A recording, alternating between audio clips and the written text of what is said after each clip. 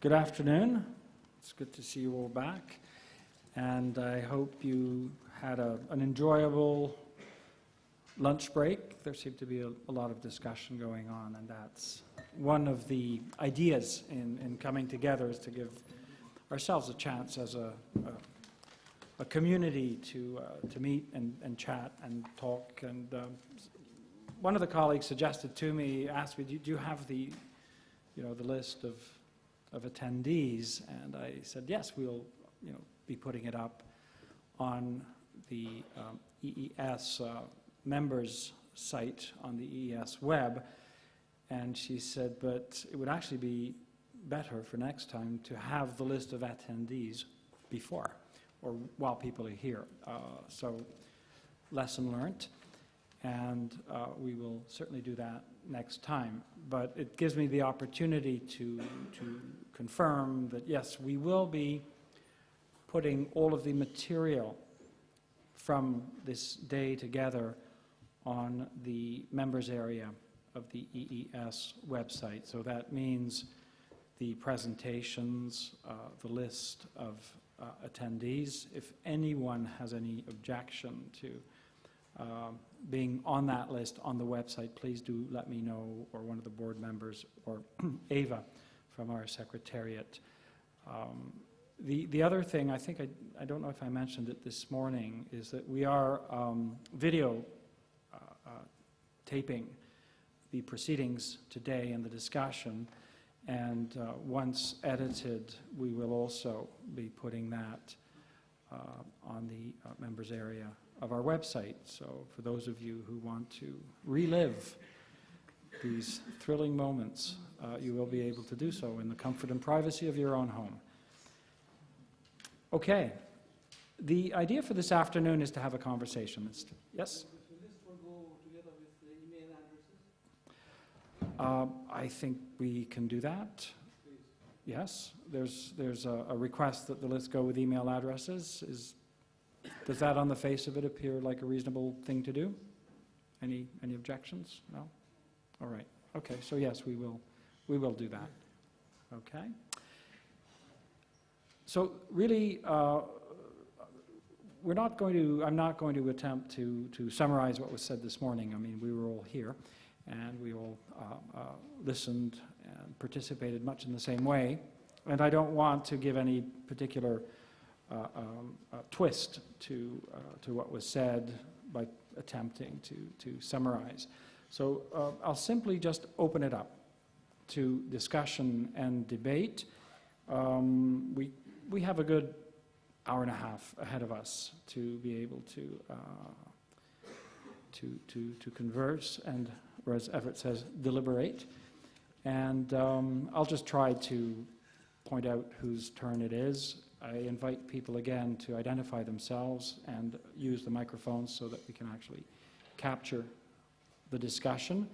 A number of you whose hands were up, I did not ignore, but I didn't acknowledge. So we might want to just start with those of you who didn't get a chance to either ask your questions or to comment by doing so now. Okay? There we go. First.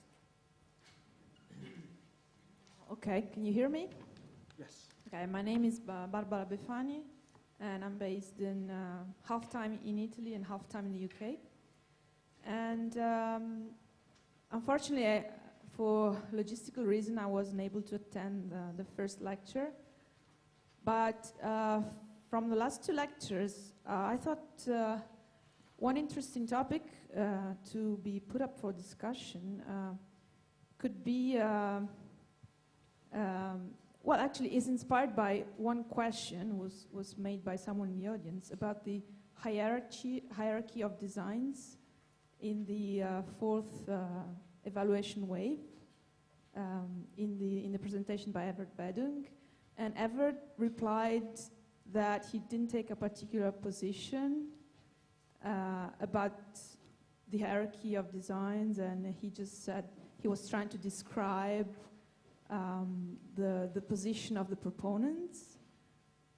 But my question would be, do you think that that particular hierarchy has relations to the other three waves? And do you think that it could be considered valid, or it could somehow represent the other three waves? Or was it something specific to the fourth wave? And also, if you have, other ideas or opinion on, or criticism of that specific hierarchy.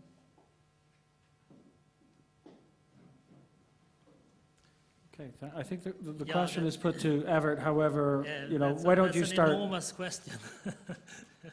It's an enormous question, but I think it is special to the evidence, to one type of evidence, one strand in the evidence-based movement is adhering to that kind of methodological hierarchy. It might also be valid for the first science wave, my first wave there, although they didn't develop actually any such methods hierarchy. They just wanted to apply experimentation and quasi-experimentation, and they didn't have this elaborated hierarchy. As far as I can see, is this hierarchy valid for all evaluation? If I interpret your question in that sense, I think it is not. It's not valid for all evaluation, because evaluations should be utilized. They should be used in the public sector. And there are many different types of users in the public sector. For instance, managers, they want one type of knowledge. And for instance, grassroots practitioners want another type of knowledge. And maybe clients want a third type of knowledge. So there is no one way of doing evaluation all across the board, so to say. It depends on the user, in my opinion. The user is the king in evaluation, in a way. You should address your evaluation to the kind of knowledge that a user needs. And some users maybe need experimental knowledge. In this, if they make enormous programs, for instance, worth billions of euros, very important programs, for instance, maybe, if that's, you understand what I mean. Programs of much importance, then you could be very harsh on methodology. But if there is a small program and maybe it's a practitioner who needs some knowledge for making a small change or something, that's another type of knowledge. So my basic question would be, you have to devise your evaluation according to the knowledge need in the public sector, to the type of user user that is actually asking for knowledge. It's a different thing in science, because then you write for the scientific community. That's an entirely different thing. But evaluation is geared to decision making, so it depends on who is the decision maker. That would be my first answer. So we wouldn't have the same kind of methods hierarchy in evaluation all across the board. That's kind of a tentative question anyway. Mind the user. France. Well, I would say mind the problem. Do you want to take the mic? Yeah. The other thing I would like to share, mind the problem. If a problem is not in terms of impact, but in terms of, for example, whether or not you are happy with something, then it would be a little bit stupid to design a placebo-controlled, double-blind stuff, blah, blah, blah. But if you really think that you want to change the world, and in that way I disagree a little bit with Evert when he's saying when it's millions of euros, because some programs, very cheap, can have an impact on many, many people and may not cost that much, then I would say for that kind of problem, really try to live up to the hierarchy, with one big exception. in the hierarchy is nothing to be found on the role of theories that are available and tested. And that's the major contribution, I think, of what Ray Paulson is doing in his critique on the hierarchy, but he is adding something that can easily be, let's say, combined with the hierarchy. There are now, slowly but steadily, studies that combine systematic reviews, top level in the hierarchy, with a theory-driven approach. And then you make the best out of two worlds. One more thing, Mr. Chairman. I was amazed when I finished a paper on cyber society and digital policies, which is going to be out in evaluation, that in that field, evaluating the impact of digital policies, there is a debate going on about the quality of the impact of digital policies that looks like development aid, where there is a debate on randomistas versus relativistas. So even in a world which is brand new for us, e-government, e-social inclusion programs, e-learning, circumvention policies, etc. Again, the debate is on the hierarchy. Also on the hierarchy, not only on the hierarchy. I say something even if the question was not addressed to me as well. Well, first of all, the hierarchy was invented by researchers. To come back to what Evert says, because you will remember that in the book by Patton on qualitative evaluation, he criticizes the hierarchy, and there is exactly a map in which, taken by someone who wrote it, I don't remember if it were Cook or someone else, something wrote in 1972, expressed that hierarchy, the same way as they do it now. And then Patton criticizes that, saying that for other purposes of research, there is also qualitative research, and the hierarchy should be put upside down.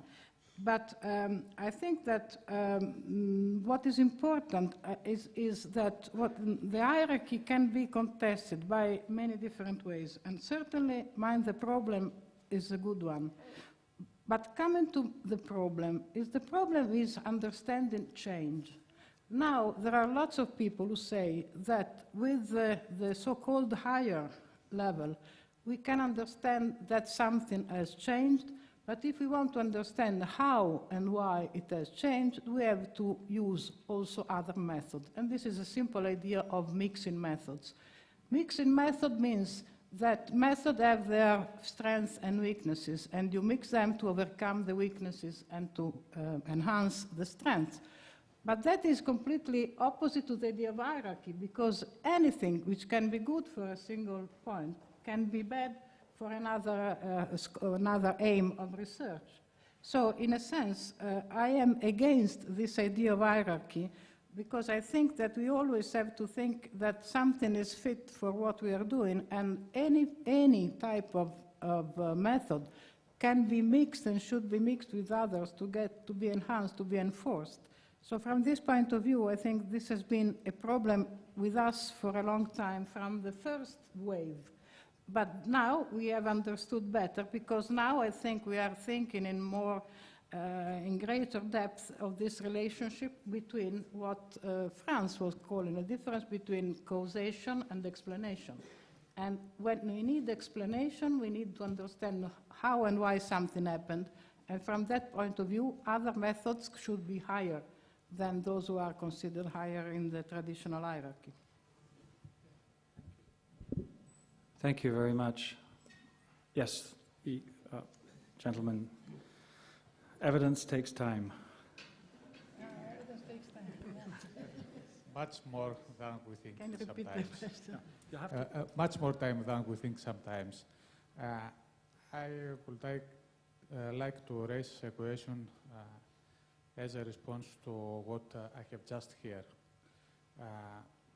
I remember the debate that was taking part in American Evaluation Association a decade ago between David Fetterman and Michael Patton, when David Fetterman presented his idea of empowerment evaluation, and Michael Patton, who was supporting utilization-based evaluation, blamed Fetterman that he was too much subjective, that Patton sent him that what you suggest is not an evaluation, it's just subjective opinions. My question now, does the usage of different methods or mixed methods means that we can use them in an instrumental, in a totally instrumental way, not taking care of the concept where we use them, or not have in mind our own ideas and our own role in applying these methods in order to perform a picture of what we try to evaluate, and this picture, if it's not objective, at least it must be, as Luhmann said, intrasubjective.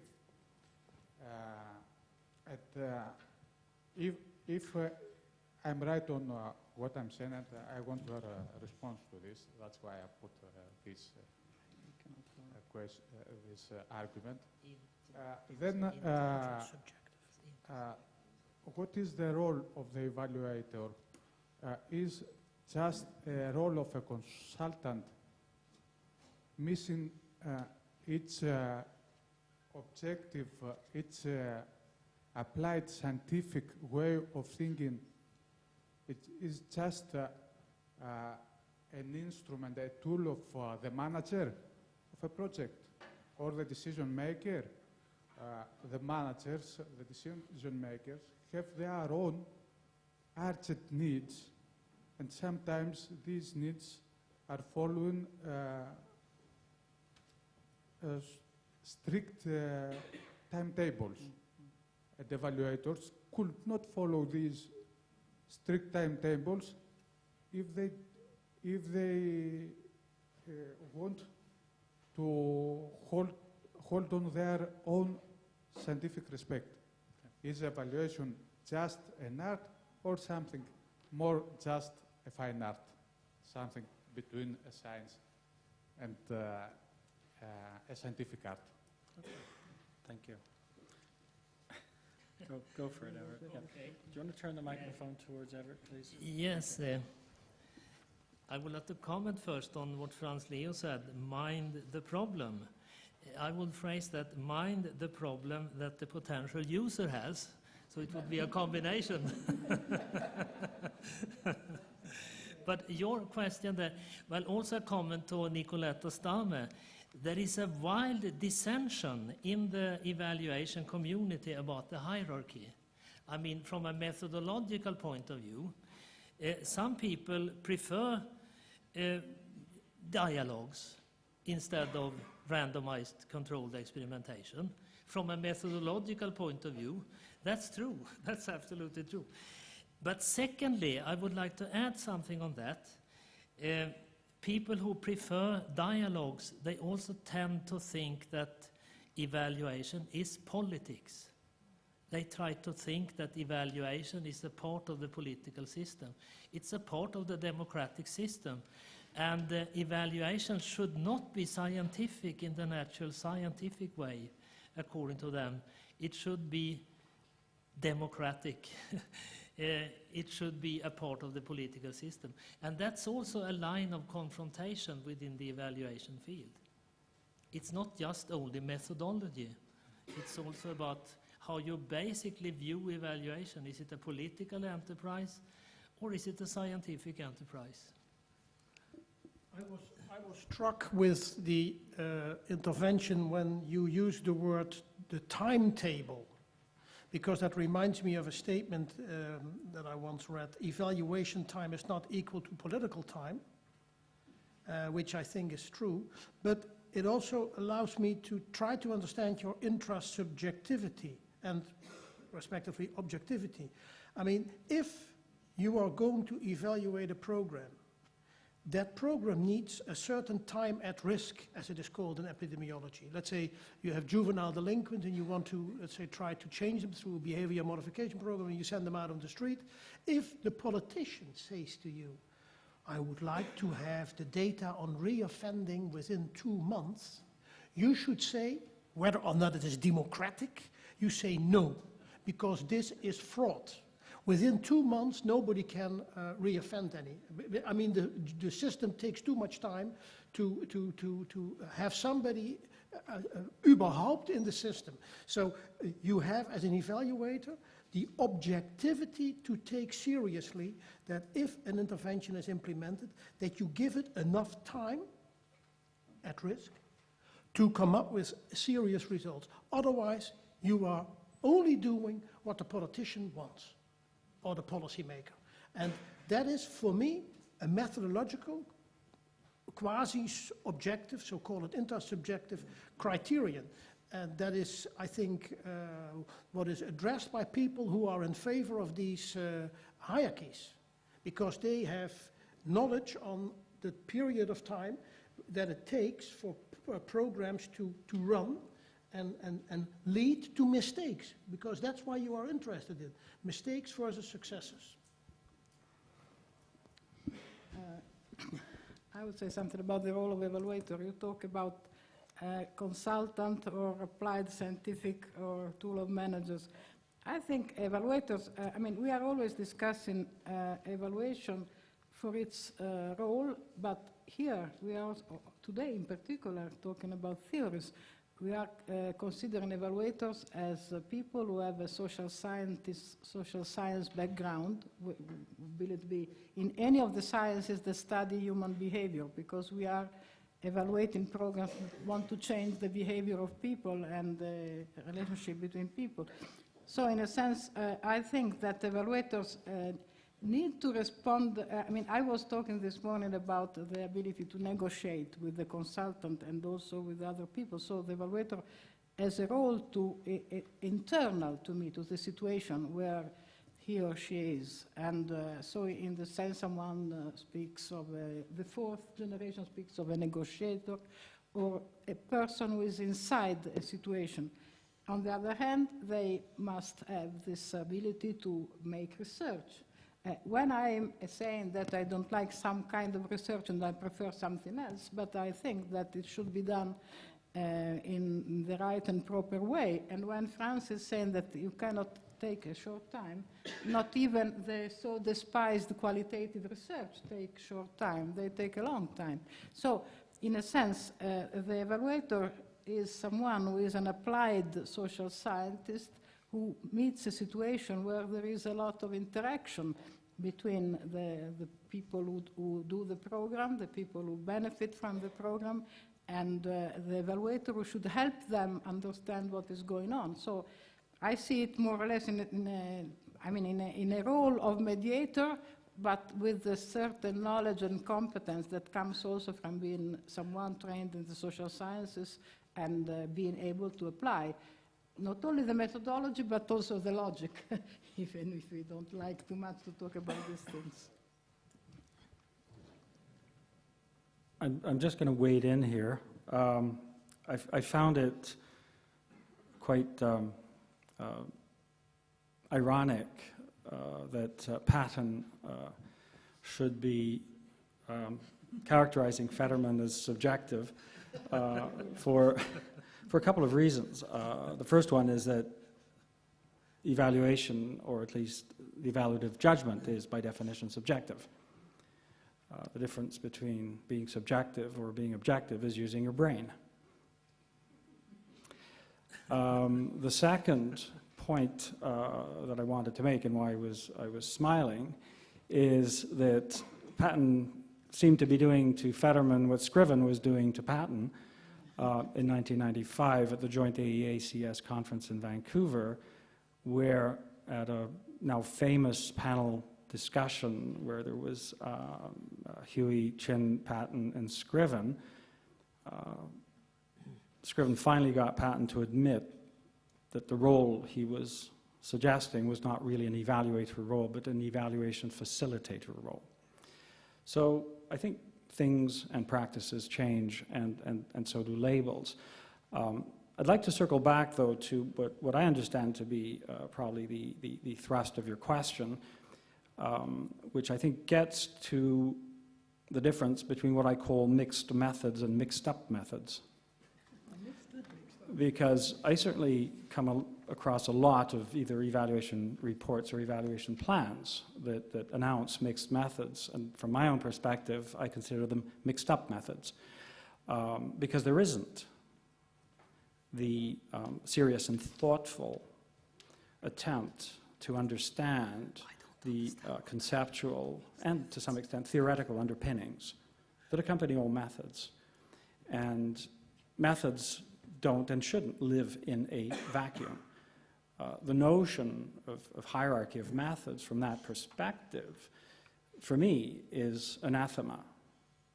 And it's anathema from a scientific perspective because you start with a question.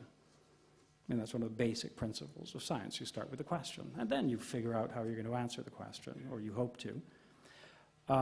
But as well, a conceptual frame of references or theoretical frameworks ultimately have a value basis as well.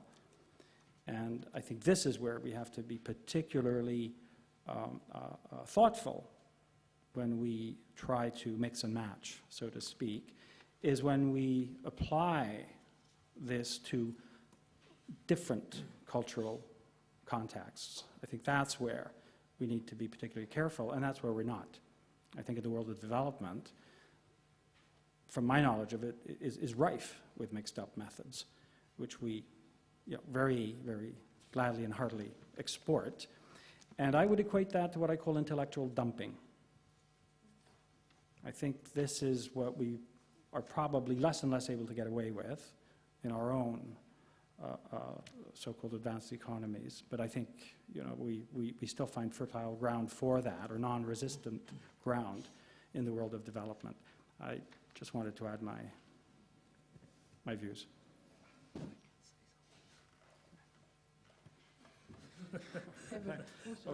Okay. So there's Bob. I know Bob wanted to say something. Okay, then there's a gentleman who grabbed the mic. Okay. Then we're going to go to Hans, to Maria, and then we've got another gentleman with a mic, and then a hand at the back. So if you can remember that order, and wait until we've gotten to the end of that round before raising hands again. So could you give a mic to Bob? Okay, there's a suggestion that people come to the front, or at the very least stand up. I think, was Bob? Go ahead, Bob. Go ahead.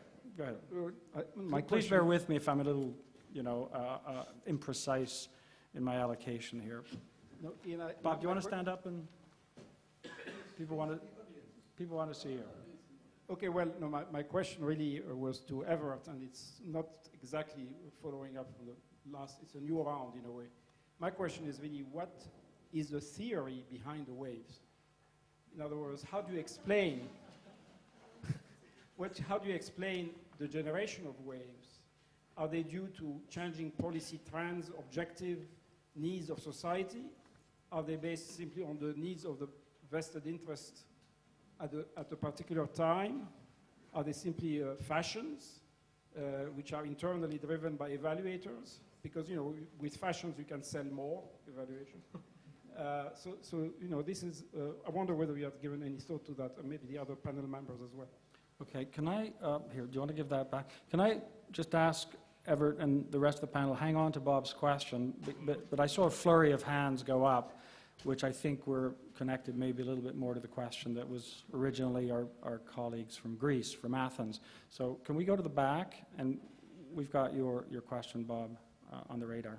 Yes, the man with the mic. Yes, my name is Benno Savioli. I'm from Germany. I'm freelancing economist. My question goes to Mr. Vidoma, but also actually to the whole discussion today. When you said that the question is it a democratic activity or is it a scientific activity, I guess that's the wrong opposition, actually. Because I think the attempt to mobilize stakeholder views was based on the well-informed informed observation that the scientific community, as an academic exercise, is part also of a ruling system, and that it's not necessarily providing objectivity. And so to take on board opinions, experience, and knowledge also from stakeholders is providing a better base, because evaluation of values, and if we talk about judgments, we talk about values, and to make values and background of values explicit, I guess this is how I understood the attempt to empowerment and the attempt to mobilize stakeholder views into the evaluation process. So I cannot see that this is really a confrontation. On one side, the objectivism of scientific community as such, on the other side, interests of people affected in one way or the other, or feeling affected one way or the other. And I guess this is a dimension in the discussion that I'm missing all the time, that evaluation is a genuine political activity as such. It is involved in politics. We all know about that. A lot of work we are doing or we are asked to do is based on a situation where political decisions have already been taken. And evaluation is then tried to be used as a justification for that. I don't think that political systems are learning like an individual is learning. It's a different process. Okay, good. This was actually a comment and an interesting one. I don't think we necessarily need to respond to a question. So what I'll do is maybe go over to Hans, and then we've noted the various interventions, and I'm sure people will react. Thank you. My name is Hans Lundgren. I work with the OECD in Paris. I have a question to you and to the European Evaluation Society, because as we've heard, evaluation is very much alive in Europe and in the United States, and those are the two parts that are hardest hit and the cause of the current financial, political and social crisis. We haven't seen evaluation so much in the other parts of the world, to which the wealth has been shifting and which has been growing very fast. How come that we have all these evaluations which is supposed to provide all the wisdom and insight and evidence in this part of the world, and we are still very much now in the deepest problems that we've had for a very long time? Maybe it's related to what Keynes said in the 1930s already, that governments, they don't like facts and evidence because it makes decision making so much harder. But that's something for you to comment on maybe. I think also if we have all this evaluative knowledge in the sectors that you're talking about, social sectors, then we should be able to know what to keep and what to cut. I met recently somebody from one of the countries that cannot borrow anymore on the market, and in his ministry they had to cut 20%. So they have cut salaries 20% for civil servants, and they've cut a number of programs. But he said, the Director General of this ministry, evaluations were of no use for me in making those decisions of what to keep or to cut. Thank you. Okay, I'm going to turn this over to our panel, but just on behalf of EES, I just wanted to highlight one thing, that when EES was started in 1994, one of its main objectives was to support the development of national evaluation societies, which I think it's done quite successfully, because in 1994, if I remember correctly, there were only two, the UK and I believe the Swedish Evaluation Society. Correct me if I'm wrong, but certainly there were quite a number of countries that did not have them. And today in Western Europe, all countries in Western Europe have an evaluation society except Greece. So I will leave you to make whatever inferences you'd like to, your evaluators. I'll turn it over to our panel. Key points. Okay, is it the panel?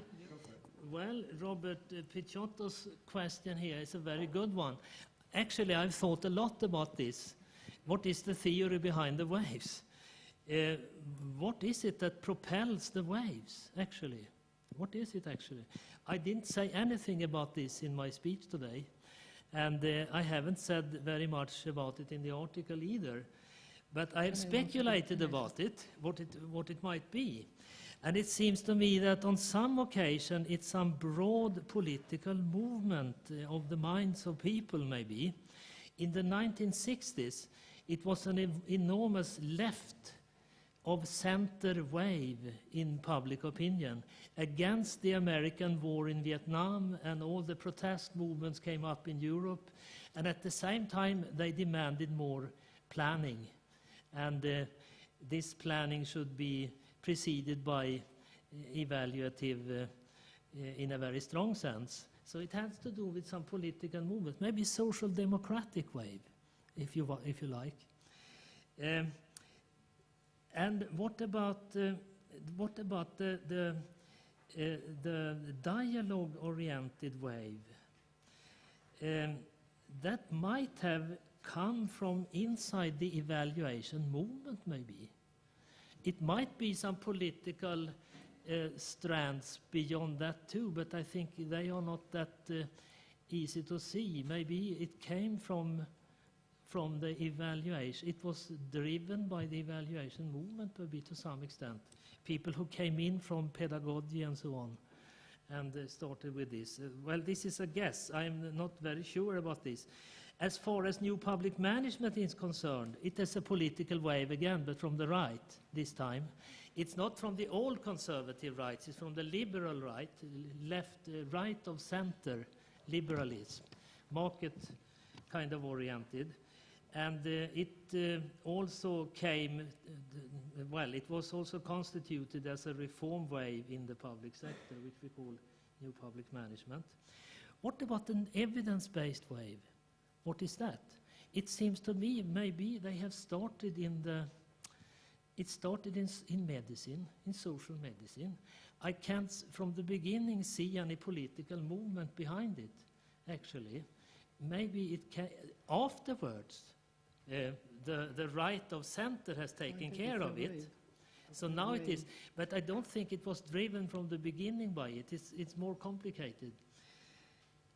Let me also take the case of Finland, for instance, Sweden's neighboring country. I exaggerate a little bit, but evaluation came much later to Finland than to Sweden, although these countries are very close and very similar. If I exaggerate a little bit, it came to Finland when they entered the European Union in the middle of the 1990s. It came to Sweden in the 1960s as the first wave. So international organizations have been proponents of this to an enormous extent. The World Bank, the European Council, and the European Union, to an enormous extent, has been propelling this development. I think in the European Union it could also be a question of legitimacy. When political scientists talk about legitimacy, we almost often mean input legitimacy. That is, if the government is elected by the people, then it is legitimate. Legitimate procedure, so to say, when you elect somebody. In the European Union, we have a democratic deficit. We don't have these elections on that broad scale as we have in the national parliaments. For that reason, they need outcome legitimacy. They must produce something that is very good for the people. They must secure that they get a good outcome. And maybe for that reason, this is a speculation also, for that reason they are so fond of evaluation in the European Union. Yeah, there were other questions too. I think I have to skip. Yeah. Let's just continue. Let me definitely not respond to this extraordinarily nice lecture by my distinguished colleague, but address the ultimately terrible question that Hans Lundgren just asked, which I think is absolutely very good. I thought if I would be president of this organization now, I would immediately go for a seminar where this question was central. Evaluation in turbulent times. Where were you when John F. Kennedy was shot? Because that is in fact what you erase. I've got a couple of things to say, but I hurry up. It's not the first time that we were not there when the world changed. I remember from German colleagues when the wall was teared down and everything moved together. There were more studies done on a new railroad track between the Netherlands and Germany evaluations, then we're done with regard to the ex ante or ex post. Well, ex post I don't know, but ex ante evaluation of what will happen to Germany, east and west, when this thing goes together. And there are more other examples, but now it's even more fundamental. I have two explanations, but it's a fascinating question. I think one explanation could be that because evaluation has become part of the system, as was predicted in 1976 by a German professor, I forgot his name, but he is on your PhD committee from University of Kassel, Sandra. Heldstern wrote in a book on guidance and oversight and evaluation that a thing that would be very bad if it would happen to evaluation, that evaluation would become part of the day-to-day management practice. Well, that's what has happened. That because of becoming part of the system, we haven't seen the dangers of the system in a way that, the first little, movements on the earth are the predictor of a terrible earthquake because we are part of that system. So it has something to do with cognitive institutional blindness. Not designed blindness, as it is sometimes called, but it is, you're part of the system, you don't see it anymore. A second explanation is ongoing M&E. Call in the troops and we go for monitoring and evaluation. We know from studies that, for example, they are criticizing the World Bank with the M&E system because they lower the achievement and the ambition level when everything is M&E'd. When everything is M&E'd, it gives a false sense of security. We're evaluating. M&E is okay, or is not okay, extra M&E. An intervention is not working, we try it again. Ludwig von Mises in 1926 said already, stop interventions. If they don't work, don't continue. But we are in a system, a kind of institutional herding, not hurting, but herd system, ongoing M&E, false feelings of security, and suddenly there we go. But it's nothing. It's a low-quality set of assumptions. I've not thought about it enough. Ian, do a session on this. Thank you for sharing, Frans. Okay, over to Nicoletta. I will come back to Bob's question. I have a theory. At least I've done some kind of exercise in waves some time ago, in a different way, of course. But I think a lot is linked to this political problem of what works.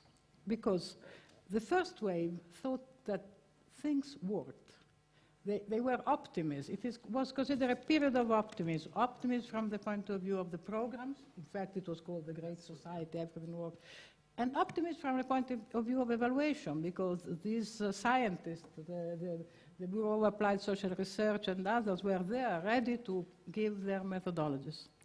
Then, the following waves also were born on the assumption, on the quest that something did not work. The second wave said, it is not that programs don't work, it is that evaluation doesn't work. These are the first words in the book of Goob and Lincoln. Everybody was discussing nothing works, and they said, no, if we look at things in a different way, maybe we find that, but we have looked at things in such a way that we will bound to find that they don't work. Then the third wave is government doesn't work. So it's another way of interpreting. So we are always worried because we want evaluation for improvement, and we see that we are unable to improve things. So the third way is government doesn't work. Perhaps the fourth way is nothing works. This is what I was thinking. Nothing works, nor the evaluation, because they are done in a bad way, nor the politics, nor government, because, for instance, it is not necessarily bound to go in private. One of the results of what works could be, in some case, it is good to go private, in other cases, it is not. So it's a more general feel. And in fact, the last movement is really based on this pessimistic idea that nothing works. So in a sense, and this to me, is, I think it is important because this comes from the fact that evaluation is really, as Carol Weiss said, is a public is a political act, is a scientific activity in a political work. So we react to this political work with our own tools. But we are, and this means that we are we have a role to play. We are important in a sense. We exist, and not necessarily in the way you are saying that we are part of the system. It's a way of reacting to some problems, difficulties inside the system. Okay, now bear with me. There's a gentleman who's got the microphone, then Maria. I'm not going to forget you, Maria. And then we're going to go to the back, and then we have a gentleman here. So please introduce yourself. Hello, my name is Björn Neuhaus from Germany, Evalux. The title of this day is The Vision and Logic of Evaluation. When I think about logic, I ask me what is evaluation and how does it work? And when I think about the vision of evaluation, I would ask the question, what should it be and how should it work? Mr. Liouf asked us about our conclusions, and my conclusion of your and the other presentation is, it remembered me that evaluation is not a discipline, it's not a science, but it is an approach. And it should be an interdisciplinary approach. And when we're talking about interdisciplinary working in practice or in science, it leads us to, or the experience shows that it is very important to be sure that everyone knows about what we are talking. And so we really need, and I think also in this discussion, a definition of what we're talking about, because for me there are different types, there are different approaches of evaluation as well. We have a scientific approach of evaluation, and I hope that every evaluation of public policies or every evaluation where third parties or stakeholders who are not participating in this evaluation, where the evaluation team has a certain responsibility, is a scientific evaluation, but there are different evaluations. There are evaluations who serve only for organizations, for groups, for small projects, and I think it is not so important that everything is scientific. It is even not possible that every collection of data, every analysis is scientific or fulfill the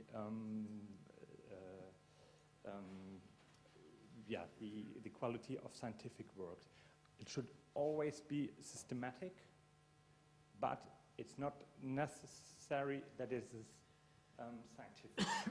And I think it is really, really, really important for the EES that we state and accept that there are different evaluation approaches, that we explain what we are talking about, and that we accept that there are different approaches, and that we don't try to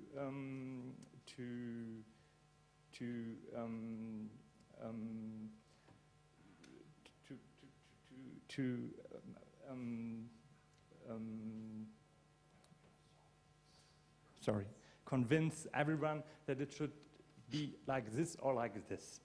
And I really want to ask you if it is really not possible to think about what will come in the future, because my reflections about the 4 waivers of evaluation show or give me the impression that it is a conclusion of this time. It started with the science.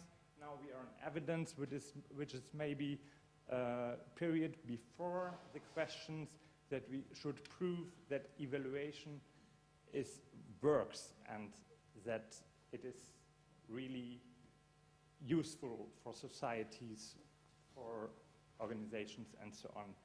And I really want to ask you to think a little bit more about the perspectives and and would be really interesting to know what you think about it.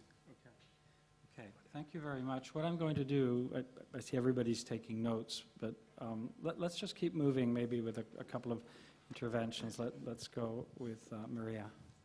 Maria, if you please stand up and introduce yourself. Okay, Maria Bustelo. And I had so many things to say, and now I have more, so I have to choose. With all these last interventions and about what Ever said about putting like two different things, like the democratic and the scientific kind of approach, right, to evaluation. I think it's not only a matter of being scientific or democratic. I mean, to take into account this idea of the political nature of evaluation. It's also a matter of different epistemology, I would say. And that's, I would like to introduce this in the debate, first because I think that this last wave of the evidence-based policy, I mean, very sadly, I would say that I think that it is always seen from a very positivistic kind of paradigm or epistemology. And I think we have learned a lot in evaluation from different perspectives, like the constructivistic one, like, for example, with Luba Lincoln. And we have learned a lot of things about how to know what is an evaluation, a value-based activity. So I would say that we can be scientific, and there are a lot of people being scientific, not doing evidence-based policy and doing it from a completely different epistemological point of view. And in that sense, with this last wave of the evidence-based policy, and I'm talking also about something that Nicoletta said, the first thing is, I would say, what type of evidence? Why are we thinking that the evidence-based policy should be a concrete, very type of evidence? And I would like to remind that we have a methodological statement from the EES that you can find it in the web, and that we as a society, we have decided that we really would like methodological diversity. So talking about hierarchy of different methods, I mean, I think it's not paid off. I mean, I think it's really not a good thing. And of course, it was ways that already said that the political nature of evaluation, and you were saying, okay, the evidence-based policy was like, taking decisions based on evidence and not on ideology. And I think, and we know by the evaluation theory that not knowing you are serving certain interests when you are doing evaluation, it's at least being a little bit naive, I would say, right? And even the poverty lab in the MIT is serving concrete interests, and it's completely different to define poverty as exclusion or poverty as a lack of opportunities, for example, right? So that's, I would like to introduce this thing, and of course I would like to say something about theories, and to Franz. I would try to do this quickly.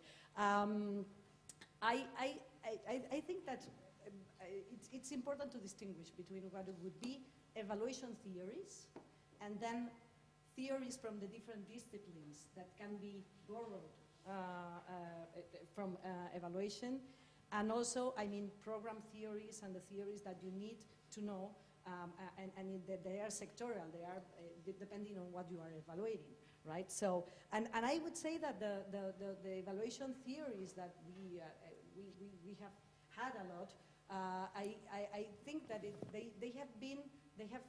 they are the result of the different struggles from evaluators trying to do useful evaluations for the public good, for the clients and everything. So, and in this struggle, I would like to also to introduce a different thing that we were discussing in Madrid when Nicoletta and Bob and Marvin Alkin, we were in the master's program with a seminar with Marvin Alkin, and talking about the evaluation tree. we saw that there's quite a different perspective from the North American perspective and the European perspective. And I would say that that difference is that North Americans and many theories on evaluation that come from there, they have this perspective from the evaluator point of view. It's more than okay, can an evaluation be done by an evaluator or by an evaluator team? And here in Europe, we have this idea of how can be evaluation organized in systems, in institutions, and how, I mean, to talk about evaluation policies, how we can do that. So I would like to introduce Yad and to know your ideas on that. Okay, thank you, and sorry for the time. Okay, I'll turn it over to our panel, and I do remember that I have a couple of interventions coming. So, but let's go to our panel. Okay, I can start. I can start with the last speaker here. There are differences in epistemologies. Yes, there are strong differences in the epistemologies. Also between these waves. I didn't talk about them. There is the epistemological backgrounds, actually. But if I try to think about it a little bit, I think the dialogue wave is constructivist, as Gubo and Lincoln are. And the first strand in the evidence-based wave is more positivistic, with this methodological hierarchy and so on. And also the first scientific wave is obviously positivistic. I have more doubts about the neoliberal wave because they don't have any really... it's a wave to reform the public sector in a way, and they don't have any methodological, in a particular methodological approach. They like the consumers, for instance, and they like to ask them. But you could do interviews with them, and you could have questionnaires, and you could have large samples and so on. So I think that wave is less methods-driven or epistemologically driven, I think. It's more qualitatively maybe oriented within the major paradigm. So you are absolutely right about methodological diversity. I haven't taken a stand on this issue. I think in my speech, I think maybe the waves should be developed in this way that you suggest. I think the stance of an organization like this must be epistemological diversity, I think, as far as the organization goes. As far as the German speaker, Björn, you said, I didn't get your second name. Let 1,000 flowers blossom. That would be the organizational recipe, I think. Many perspectives in an organization like this. It's very important, for instance, to have economists in an organization like this. I always ask for economists to come to these sessions. It's rather rare that you find economists in sessions like this, for instance, in the Swedish Evaluation Society. Not to talk about the American Evaluation Society, because they don't associate with the evaluation community. But we need the economists in these matters. I also think your observation on Europe and North America is well taken. The European approach is better described as not very personal in a way, but it's more about evaluation policies that the states have adopted in a way. So I think you're right. I can make it short. Microphone? Yeah, microphone. Yes, Björn with his "Let 1,000 flowers grow." It's quite expensive. I would like to know whether you would accept that from your urologist or your coronary heart doctor, or whether Hans Lundgren would be happy with that. So I think I solved that problem too. And articulate the epistemology, I agree with that, but sometimes I have the impression when I do reviewing work that the epistemology is used as a scapegoat for bad, unprofessional behavior. For example, where you find they start with the program theory, then mumble on for 200 pages and forget at the end to look back to it. Or the famous logical frameworks. No content, but it's all been taken care of. And then when you start to critique that, different epistemology. There are people that use that word without knowing what it is. And if it is a transparent transdiscipline, then we should be more clear in articulating what is our epistemology. I heard a couple of times people say that positivism was on the agenda today. I haven't seen it. People are confusing positivistic thinking with critical rationalism. Different. So there is also something of a let's say, forgotten history.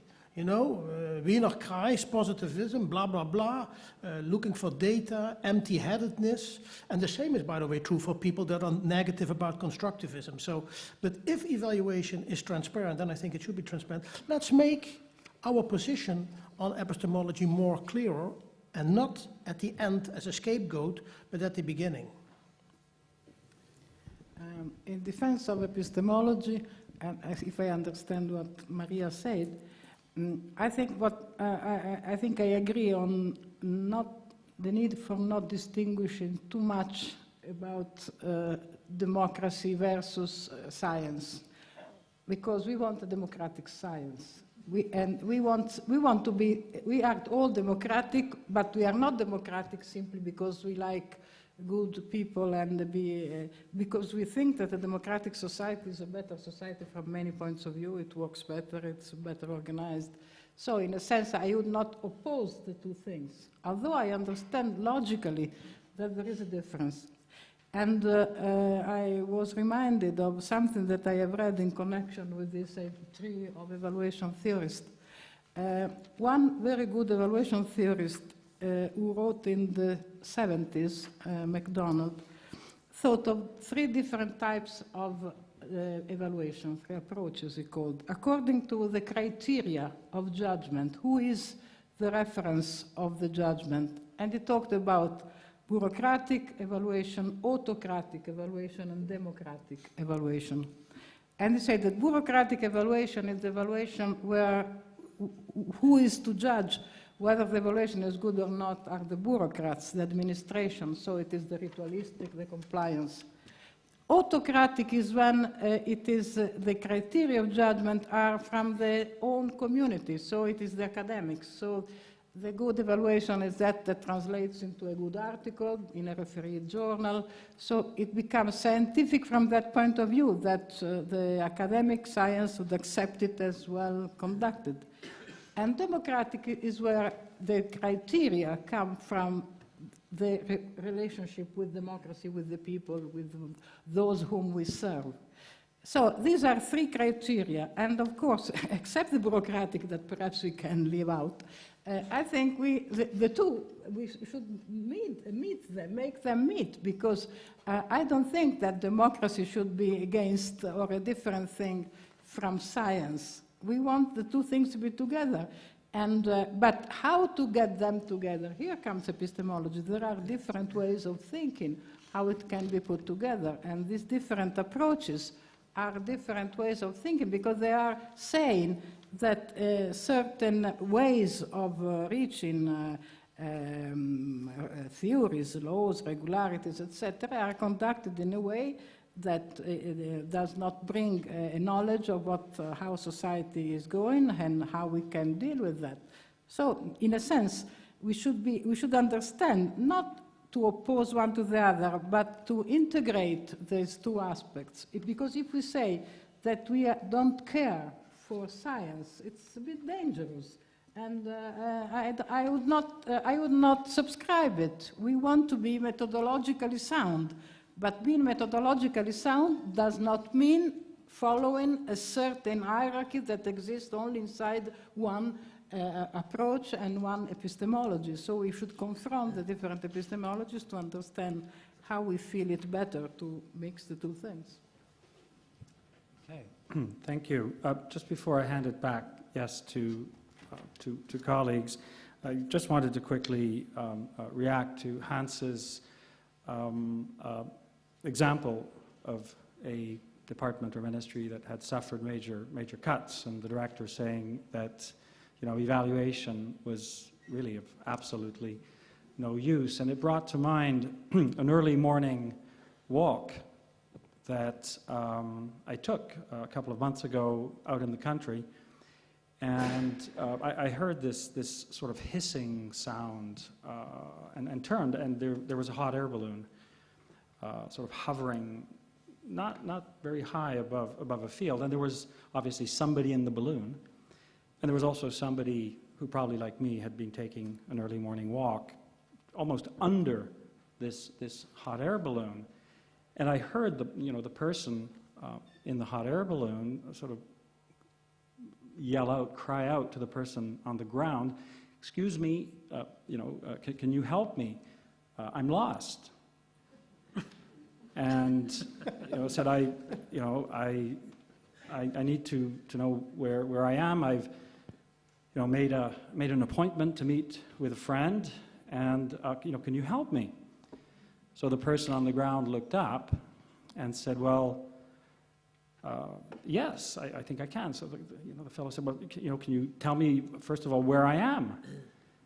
And the person on the ground said, "Well, yes, you're in a hot air balloon, hovering about 25 meters above the ground, and you're at approximately 270 degrees and 25 minutes and 7 seconds longitude, and about 48 degrees, 52 minutes and 6 seconds latitude." Upon which the person in the hot air balloon looked at the person on the ground and said, "You must be an evaluator." To which the person on the ground said, yes, how did you know?" And the person in the balloon said, "Well, you've given me very valid, very precise information, which is of absolutely no use to me." To which the person on the ground looked up and said, "You must be a manager." And the person in the balloon said, "Yes, I am. That's amazing. How did you know?" And the person on the ground said, "Well, you don't know where you are.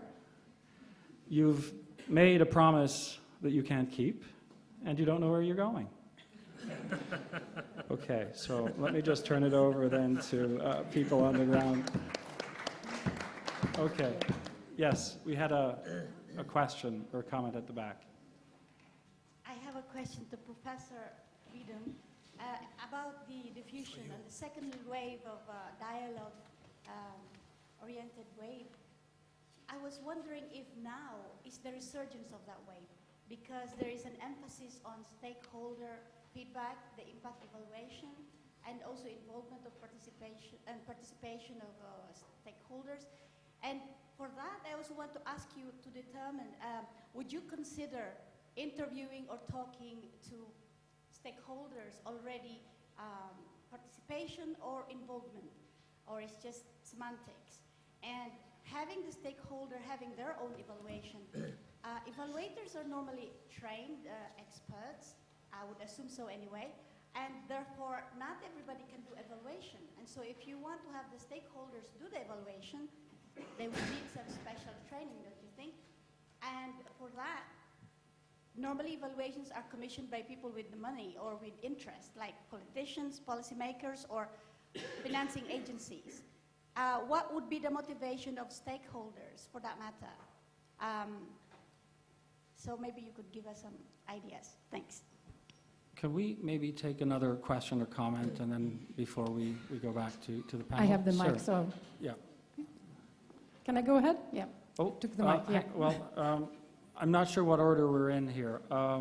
Yeah, can I just have the gentleman do his comment, and then we'll go to you. So we'll take 3, go back to the panel, and give people a chance to think about their next questions. Yeah, my name is Heikki Ovinen, and I'm coming from Finland, where the next year conference will take place. I have a note from this morning sessions that depending on what is the object of evaluation, we have to make a distinction between single object and more complicated objects. And in the more complicated objects like enterprises, societies, education systems, we have to take the parameters from the real process. I'm coming from information technology business, and we have in that business very clear distinction between the real process and information processes. And I think that in evaluation is the same analog. There is, we can justify evaluation if we want to improve the system. But in computer business, it is an idiom that we don't computerize badly functioning systems. And it is a good advice. And then the point is to Evert to say about Finland and Sweden. We were 700 years the same country. We do everything in the same way, except in school reform and in ice hockey we have different goals. In school reform, I think that Finland spent more time for this real process. We made teachers' training in a different way, and it took time. Then came EU, and we cut the parameters.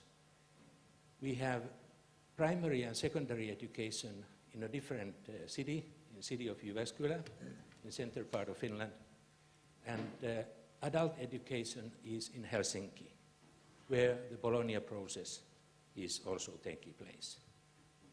Thank you.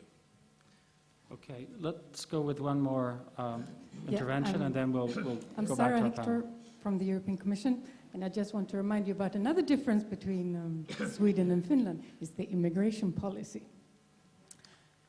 We have here today heard how evaluation has developed over the years, and Franz even said that it has become part of the system.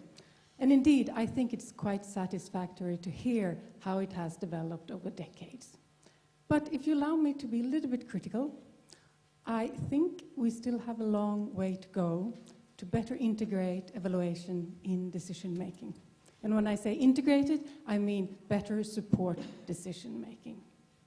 And I wonder if one of the reasons here is not that we actually need to better shift the scope and focus of evaluations.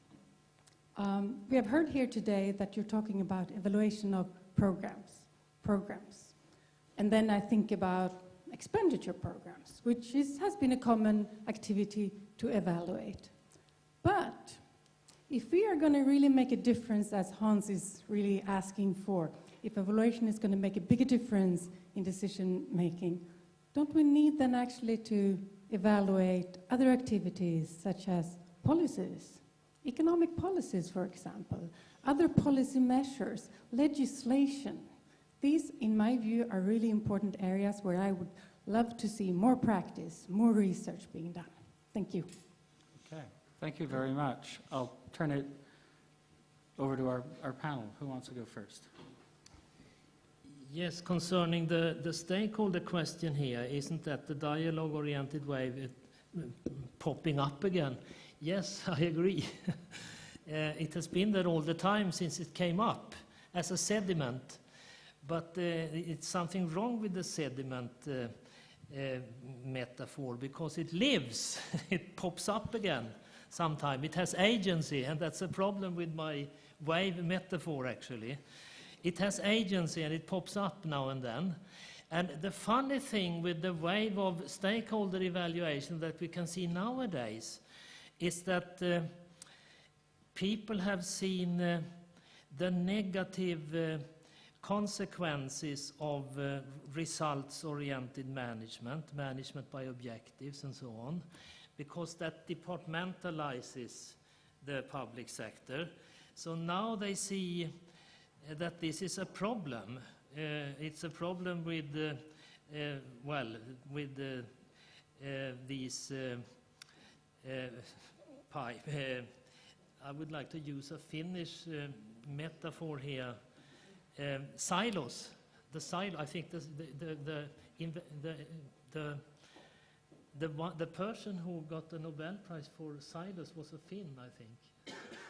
So now we have silos in the public sector, and they find now that we must have cooperation between these. We must have networks between these silos, and in that connection, the stakeholder evaluation approaches come up again. So it has something to do with the pursuing of the neoliberal way too long, and then came this idea of dialogue-oriented evaluation back again, so to say. So I think I agree with you that it is a new type of, it is the dialogue-oriented way that has come up again for an interesting reason.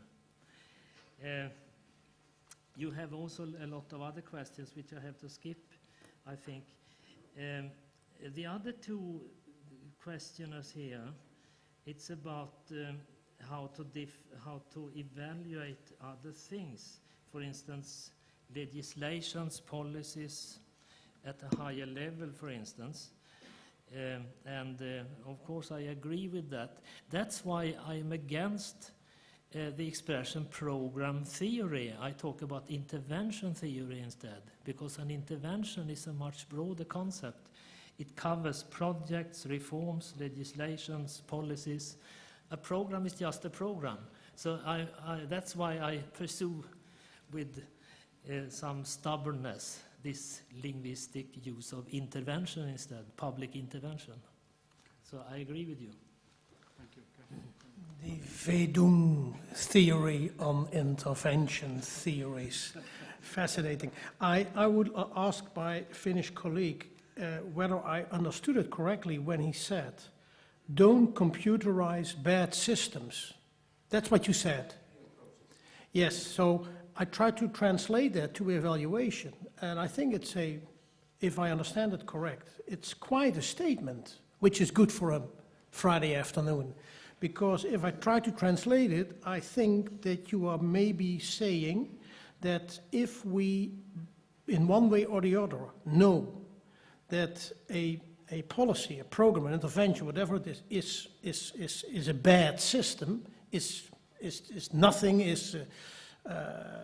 makes no sense, etc., then why work on it? Why put it into further monitoring and evaluation? But my question is that interpretation of my correct? There's coming a microphone. That in some systems, like in political systems, in transitional countries, in China, it is not our business, comes from the top. Mm-hmm. But we are in Europe, this is a European Evaluation Society, we are making better Europe here. And that's why we have to make initiatives, and I would say that if we have a present concept of functional analysis, we have the information base of sectors, and then comes the evaluators and start giving the feedback. It's not the system designers' work. No, okay. Yes. Okay, then it's quite interesting. In this paper that is being printed, being published now on cyber society and digital policies, I must say that I have I found that in a number of, all the evaluation journals we checked, there was hardly anything on evaluating of, evaluation of digital policies and programs and interventions. But that goes a little bit too far. So thank you for that. With regard to the question on do more policy evaluation, legislation evaluations, etc., and not only program evaluations, you may want to take a look into a number of nation states, as long as they are still there. Because I know in a lot of nation states in a certain part of Europe, there have already been published systematic reviews of evaluations of tens and tens of laws and legislations, for example. So maybe the EU is not focusing on that in a enough and clear way, but huge, well, not huge amount, fairly large number of studies look already into policies and legislation and arrangements and public-private partnerships, etc. So that is nothing I have to add. Okay, thank you. Just a few words, because now we are repeating. The first, the question about stakeholder evaluation, is it coming back? I think we should, when we look at waves, waves means that in a certain period there is something which is predominant, which is mainstream, but that doesn't mean that the other ways of doing are absent. So in a sense, there is always a fight between different approaches, and one is at some moment more prominent, but I have seen stakeholder evaluation going over even during the periods when other waves were present. So I would say maybe it's a time that these type of things come again and may become prominent or may become more important always as the things change. But in a sense, I think it is useful. I mean, people talk about the approaches, the paradigm war, etc., saying that it is over. It is never over in the sense that they always coexist. They fight. There are some moments in which they fight exactly one against the other, and the other one they coexist. The last two questions, I would not like, I wouldn't feel like to enter, but I appreciated that both of the last two interventions used the distinction between simple and complex. And actually, all what we were trying to say in discussing about approaches is taking account of complexity. And we are saying that something is good or bad compared to its complexity and the different elements that are inside. So definitely, we are looking at, when we talk about complexity, we are talking about politics, we are talking about more strategic intervention. So I think we have moved away from the only attention to programs, but we are fighting to find the right way of doing that. Thank you. Yes? Could we have the microphone over here, please?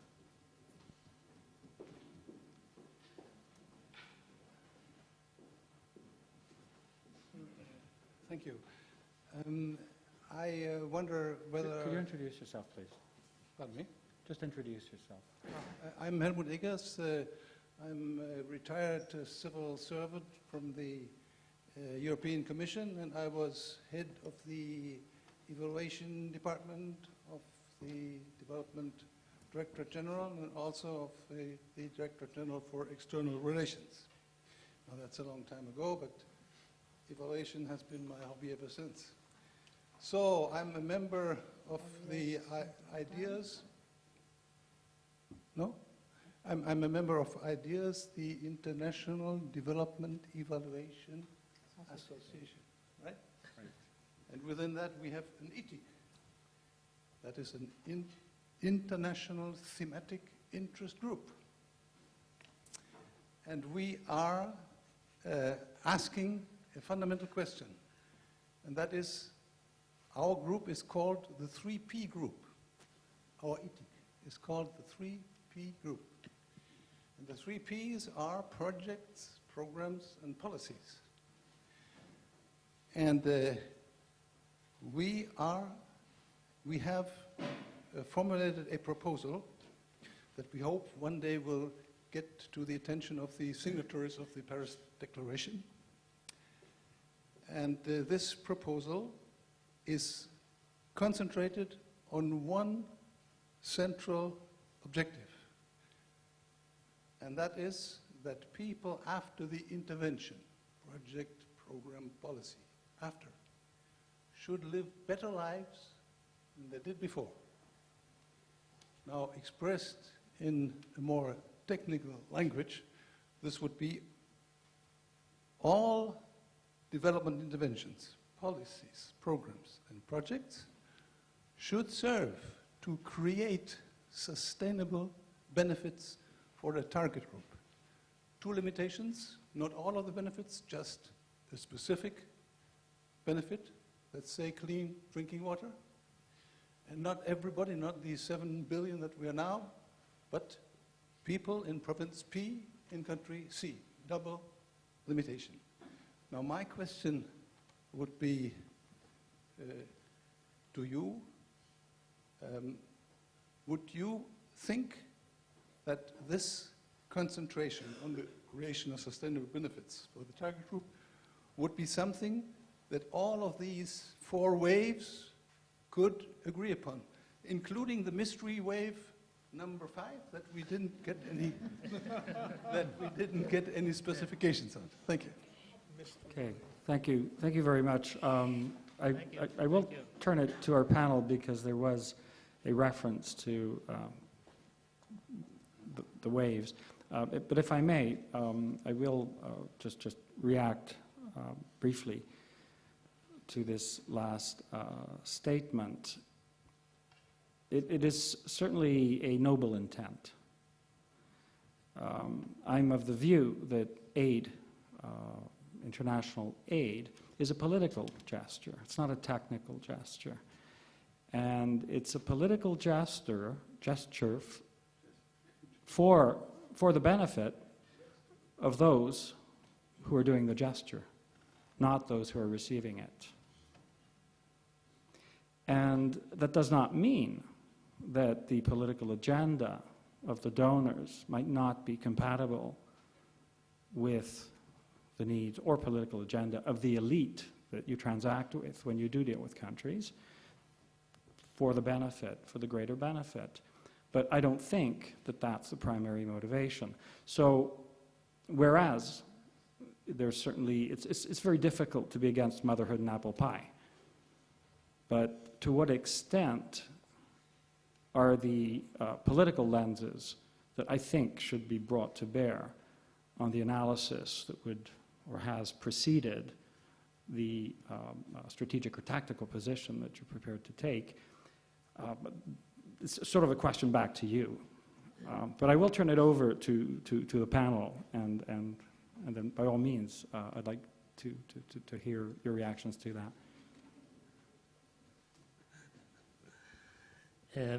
Thank you very much. It was quite a smart question that you put there. Well, let me say it like this. It's very difficult to experiment with policies, to make a control group and an experimental group. I think, to say the least. It might also be difficult to experiment with programs, but you can cut them off, of course, and into smaller parts and make experimentation.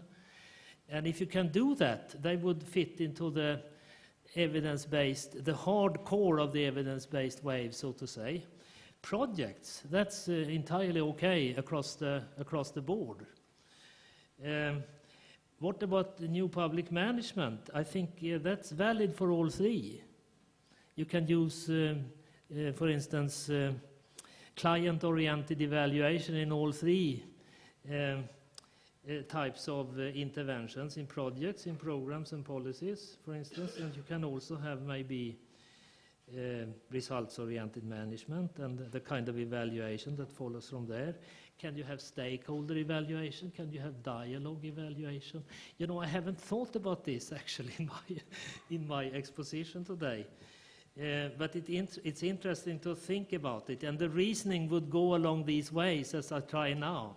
If you can cut them apart, so to say, it will be able to maybe use the various methods that are devised by the various waves. Could I just say, yes? For anybody who would be interested in the proposal of our ethic, just give me your email address and I'll send it to you. Thank you. Thank you very much. I have only to add that the answer to some extent is already being given. If you look into, for example, microcredits, assuming that that is one of the mechanisms that is helping you in your effort, we have old wave 1960 studies. We have, stimulated by 3IE, a couple of systematic reviews, which are really focused only on evidence in the new approach. We have There are constructivist type of dialogue-driven studies by talking to a few people and to transcript their lives. So my basic point is, and that's only one sentence, that actually almost everything that you want to be evaluated, and then of course hope that it leads to the desired goal in terms of what you say, can be done. Never mind what the system is. The question is how valid, with system I mean what the wave is. The question is how valid are the results that you are producing. And that's of course in the world of microcredit a big debate now, as you know. 3 systematic reviews are on the, two have been published, one is coming, which is breaking up, you know, the trust base that we all had in microcredit programs. It's quite shocking, I must say. But Jos Vase, if he's here, he knows everything about that. Okay. Yes, we have 1, 2. Okay, with the gentleman at the front, thank you. Thanks. My name's George Horrod. I'm from the European Commission. I got two quick questions. First to you, Ian. If you said that you think aid is a political gesture, I'm wondering what you think of aid, for example, from the Chinese, which I don't think can be a political gesture because it's a state secret. It's actually very hard to find out what they're doing, and they certainly don't do it for their sort of greater glorification. And also aid from the Gates Foundation and others, which is fairly apolitical. And secondly, mostly to Evert, on the retrospective nature of evaluation. You said you can't have ex-ante evaluations.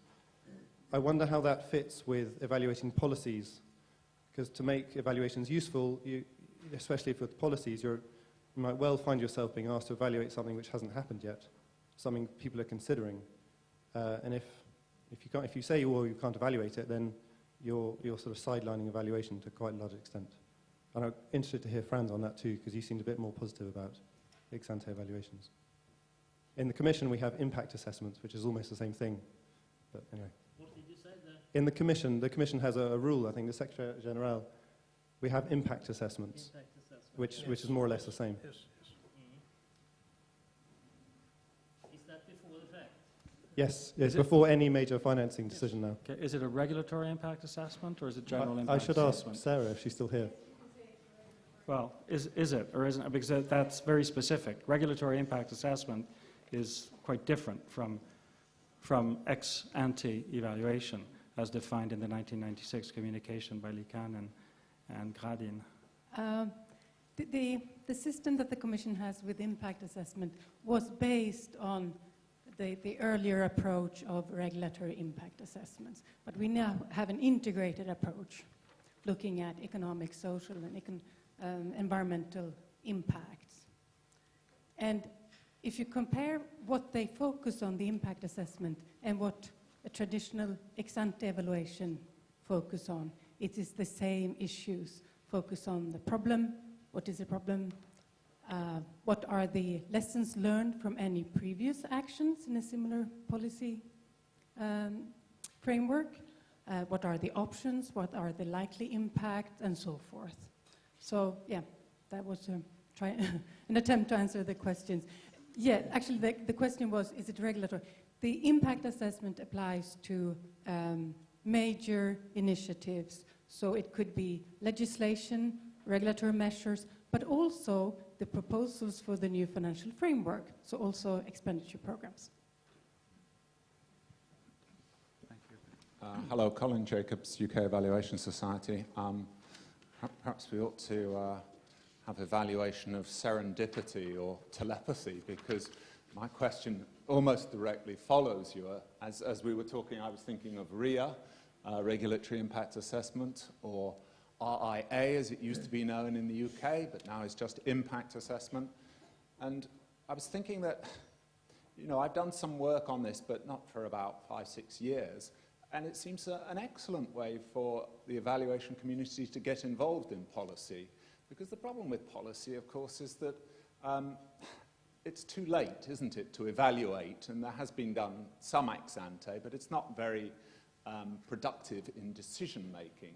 whereas at least the concept of RIA or RIA really gets to that sort of ex-ante question of what are the options, and it does a little bit of modelling based on, you know, what would happen if we didn't intervene at all?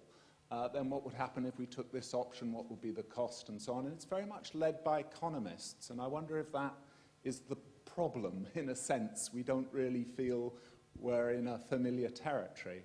But just a couple of observations from doing some work with the UK government, with the cabinet, at the time of Tony Blair.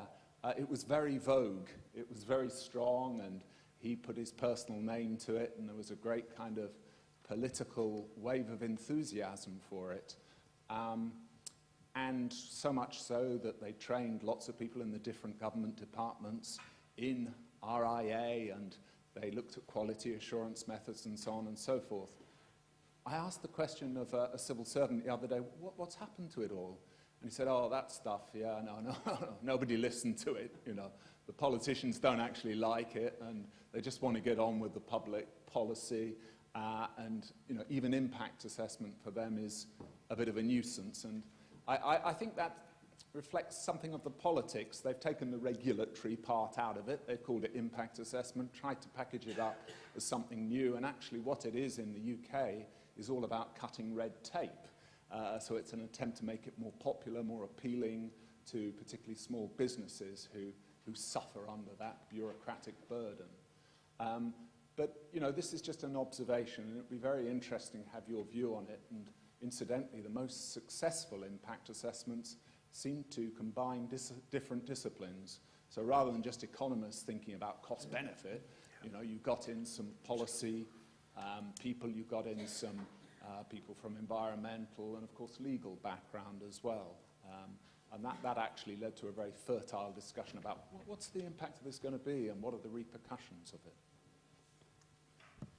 Okay, thank you very much. I'm going to, yes, Bob? Could we have the mic for Bob? Then we'll go to the panel. Well, no, I really wanted to address a question to all three panel members, because it really emerges from all three presentations. I mean, this has to do, again, with providing an alternative wave hypothesis that I would like to put forward for your reactions very quickly. You know, surprisingly to myself, I am in the war studies department, and therefore I've looked at conflict theory. And I've also looked at the history of the professions. And it's very clear that we are in a Darwinian struggle between disciplines and within disciplines. And for example, the osteopaths were totally defeated by the doctors, for example, and they became, you know, colonized by the doctors, just as an example. So evaluation is in the middle of you know, there is all this warfare within the discipline. For example, the big debate which has resurfaced in development evaluation about randomized control trials is a result, in my view, of a microeconomist fighting against macroeconomists, and so it became a proxy war which was exported to the development evaluation system, which was totally unprepared, and it's only with the good offices of France Lou that a peace treaty was drafted and settled. So the question really is, can you explain the waves by disciplinary warfare with temporary victors? And particularly where the most imperialist discipline is, of course, the economist, who will exploit any weakness in any other discipline to invade it. Very successfully. And therefore, do we not need a peace treaty among the discipline, and shouldn't the evaluators be the meta-discipline? There's another question or intervention back there. Yeah. My name is Jos Vaassen. I'm greatly enjoying this use of metaphors, warfares, and waves. I think it's a little bit problematic because, to put it in Carlos Weiss's words, many of the debates we are waging at a stratospheric level, and I think we should talk more at the middle range theory level of what we should do in evaluation, given that there's so much divergence in policy fields, sectors, cultures, and public policy environments in terms of what really is evaluation and what are evaluative practices. But I would like to add actually to the stratospheric level by adding another metaphor. In our organization, we invest in tsunami warning systems. Those are basically systems which warn countries that the tsunami is coming. I think the tsunami warning system metaphor is useful to use in this wave context, because if let's say, we look at a field of evaluative practices, and if countries were, let's say, communities of users and producers and commissioners of evaluation, I don't think many tsunami warning systems would go off if they would say, your fourth wave of scientific evaluation approaching. Because basically that's the point. On what basis do we define the wave? If you look at your own three parameters, discourse, organization, and practice, I think not much of the majority of evaluative practices has nothing to do with scientific evaluation. The majority of evaluative systems are not organized in producing, let's say, randomized controlled trials or quasi-experiments. It's mostly in the discourse sphere that we see this wave occurring. So to keep at this, to stay at this stratospheric level, I would like to challenge the panel a little bit. Could you identify a wave which really would, put the alerts on my tsunami warning system ringing? Okay, thank you very much.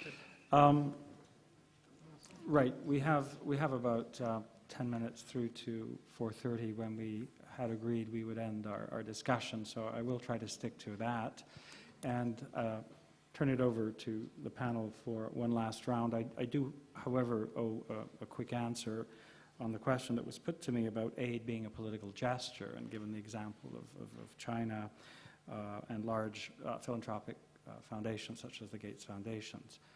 On the foundations, I have to admit, I'm going to have to think about that.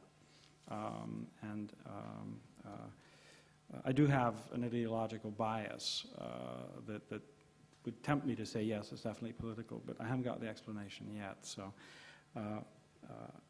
that is food for thought and for learning. With respect to China, I would say it is highly political through commercial lenses. I think that when I talk about the political nature, I don't talk necessarily about overt political objectives on certain types of aid or aid programs. I talk more about what Bob would certainly not only recognize, but I think talk to. It's the whole question of policy coherence of countries towards recipient countries. There's more subsidies to cotton farmers in the U.S. than the total amount of aid the U.S. gives to Africa. This is what I mean by political. It's not necessarily a linear political objective. It's also the political effects of aid that might be intended by the bureaucrats and the technocrats as being, let's say, it technical and somewhat neutral, but that has very significant political effects, which we don't pay attention to at our peril. And I think with respect to China, without going into the details, it was very striking when in Guinea last year, in Guinea-Conakry, after the coup that where a young lieutenant had taken over who was subsequently shot. I mean, it was sort of a bit of a grotesque carnival. There had been an opposition demonstration where people were herded into a stadium and then systematically shot by the army.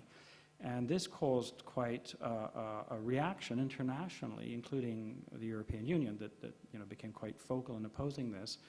And about 6 to 8 weeks into a building reaction from the international community, there was an announcement by the Minister of Foreign Affairs of Guinea-Conakry, to the effect that they had just signed a deal with the Chinese for $2 billion US dollars to build the long-awaited, long-discussed, it's been, 50 years in discussions, merchandise train link from the foothills of Guinea to the port of Conakry because they're very rich in iron ore.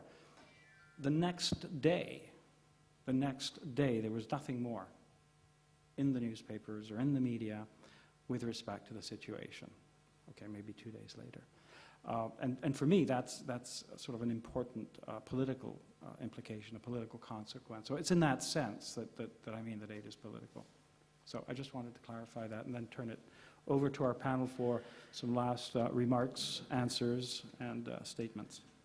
Everett. Okay, the time is short. I would like to start with Robert Picciotto's Picciotti's question here. Disciplinary warfare. That's an interesting explanation, because the first scientific wave came from the defense industry. It came from Robert McNamara came from, what's the name of that consulting firm? Rand. It came from Rand Corporation. So it was actually a kind of a discipline behind it. And the last wave, the hardcore in the evidence-based movement comes from medicine, where of course you experiment all the time with medicines and so on. So it has been an overflow from the discipline of medicine, kind of. What about the third wave, the neoliberal wave? Maybe it came from management, organizational theory, management, maybe economics. Maybe economics. So I think this could be a fruitful idea to develop. I'm not sure about the dialogical way. Maybe from anthropology, I'm not sure. And the postmodernist, of course. So that could be. Thank you very much. And the other one, it's about waves, generations, and trees, the metaphors here, and the tsunami wave. I think I haven't seen any tsunami wave, actually, so I agree with you. But if we think about the storms behind the waves, some storms have been more enormous than other storms, and I think the most mighty storm that we have had was in the 1960s, the leftist wave, the Paris demonstrations, the anti-Vietnam War and so on, the left of center kind of wave in Western societies. That was the strongest one behind the first scientific wave, in my opinion. And finally, ex-ante evaluation. If you make an impact, well, I didn't want my paper to be about thought efforts in the public sector in general. I thought about Aaron Wildavsky. He said, if planning is everything, maybe it is nothing. If evaluation is everything, maybe it is nothing. I thought, I have to exclude something in order to say something interesting about evaluation.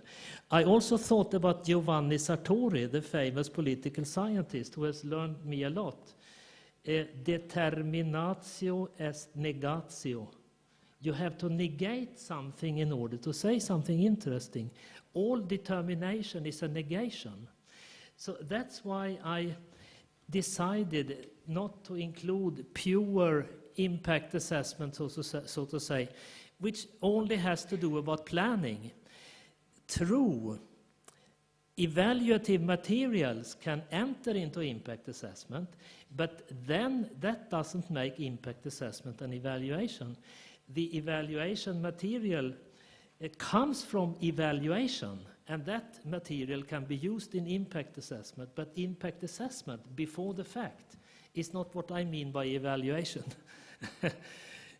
So that's why I have said ex post evaluation. I have to make another point there because people misunderstand me. When the European Union carry out ex ante evaluation of project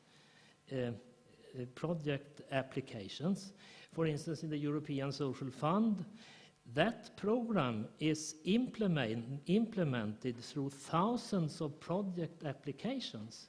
And when they assess these project applications, they call that ex ante evaluation.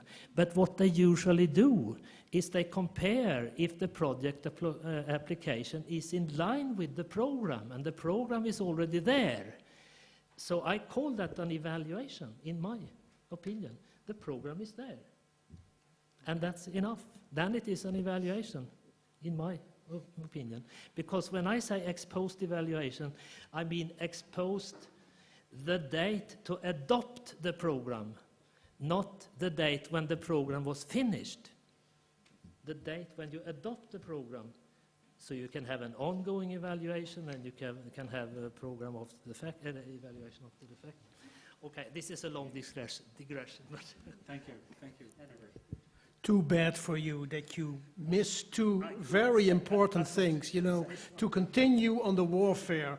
The readiness assessments, which were done by Truman under the presidency of Truman, were maybe the first, you know, articulated approaches to find out whether the American army could go into Korea, and that was called readiness assessments. So that's number one. I have three other points, but I keep it very short.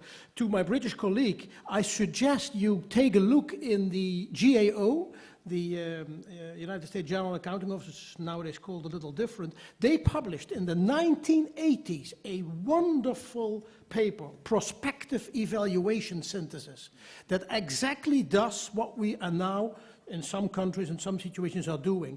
Multidisciplinary, looking into policies to come, so sometimes comparing two laws with the counterfactual, taking data and information from existing disciplines. It's wonderful. It's a systematic review plus theory-driven work avant la lettre. And of course, who did it? PEMD, Program Evaluation Methodology Division, which was killed, destroyed, and you know.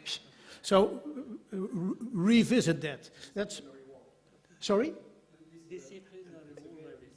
True, it was a kind of war, you're right. Number three, your point on a peace treaty, I'm not sure. Maybe it's better than a continuous war. But evaluation as the meta-discipline, Bob, no, that won't work. We will be eaten for lunch by a number of other disciplines that would like, and would yes, that would be a collision, it would be over.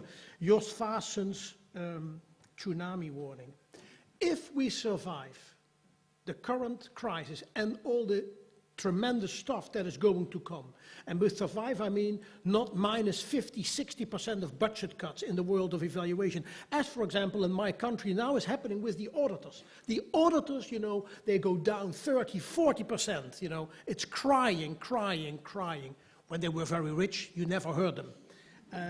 If that is now happening and this is expanding into evaluation, that will be a tsunami warning. In particular, if I combine it with the statement that Hans Lundgren made, where were we?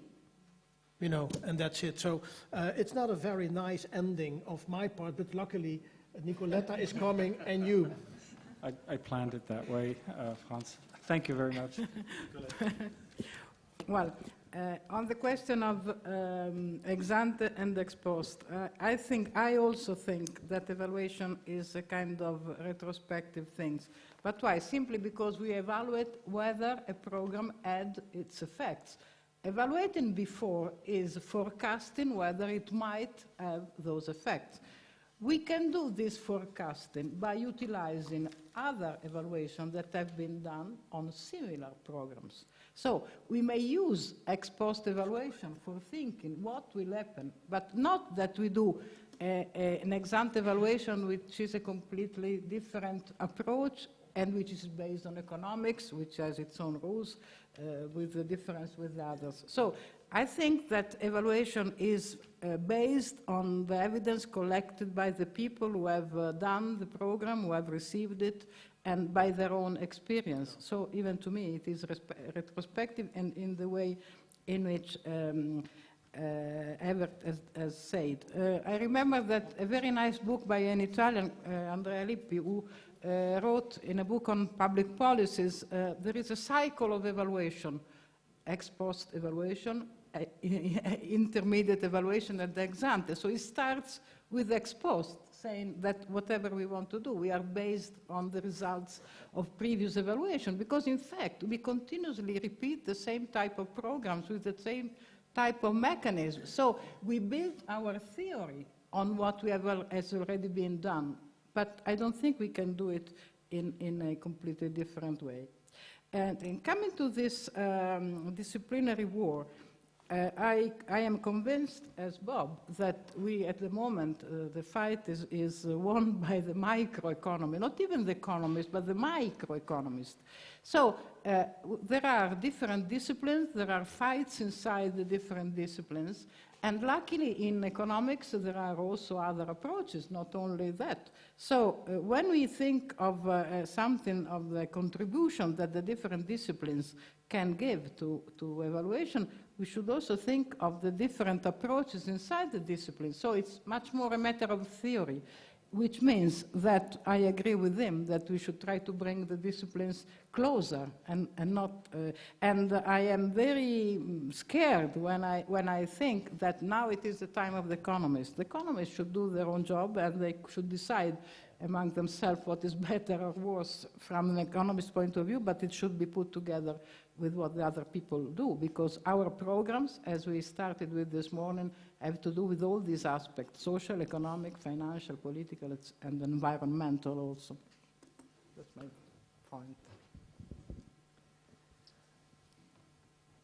When we discussed and debated the idea of this day on the board of the European Evaluation Society over a number of meetings, we had a variety of discussions, and we had agreed on this day, the format. I came forward to my board with a title that had the vision, logic, and passion of evaluation.